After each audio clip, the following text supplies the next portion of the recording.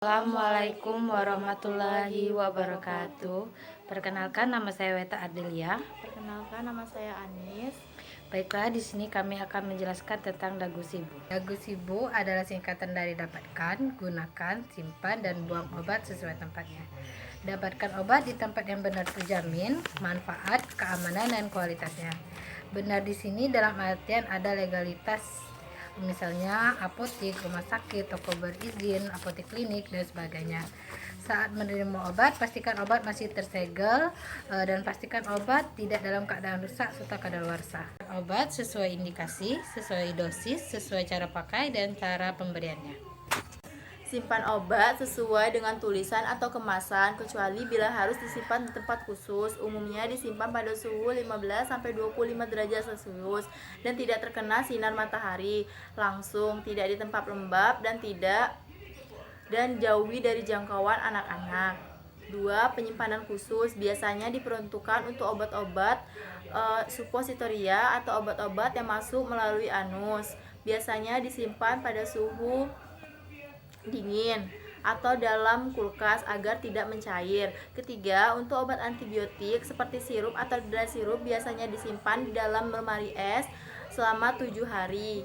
Karena setelah disimpan dalam kulkas selama 7 hari, obat sudah kadaluarsa atau tidak dapat dipakai lagi. Buang. Membuang obat juga harus ada tata caranya, dikarenakan rusak atau kadaluarsa sehingga tidak dapat lagi digunakan.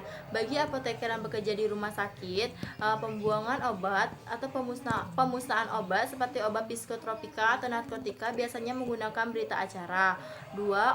Obat bebas terbatas dan obat keras biasanya dibuang langsung oleh si pengguna agar tidak disalahgunakan oleh pihak lain. Prinsip 1. Tablet kapsul seperti tablet dan kapsul biasanya dikeluarkan dari kapsul dan dihancurkan, lalu diencerkan menggunakan air, lalu dicampur menggunakan tanah dan ditimbun ke dalam tanah. Sedangkan untuk obat antibiotik cukup dikeluarkan saja dari kemasan dan kemasannya dibuang. 2. Supositoria. Untuk obat-obat supositoria biasanya dilelehkan atau didiamkan hingga meleleh, lalu dibuang di dalam saluran air. 3. Untuk sirup dan suspensi biasanya diencerkan menggunakan air lalu dibuang ke dalam saluran pembuangan air atau wastafel, sedangkan wadahnya dicoret atau dihilangkan dari etiket. 4. Untuk obat seperti untuk obat tropikal seperti gel, krim, dan salep biasanya dikeluarkan dari wadah lalu dimasukkan dicampurkan menggunakan tanah lalu dibungkus menggunakan plastik. Setelah itu dibuang ke dalam tempat sampah, sedangkan wadahnya dirusak atau dihancurkan. 3. Untuk obat-obat seperti vial injeksi biasanya kalau seperti injeksi biasanya langsung dibuang ke dalam saluran air, sedangkan untuk vial biasanya dimasukkan ke dalam box khusus. 3. Untuk obat-obat khusus seperti obat kanker biasanya memerlukan perlakuan khusus, biasanya dimasukkan ke dalam box khusus, setelah itu diberi etiket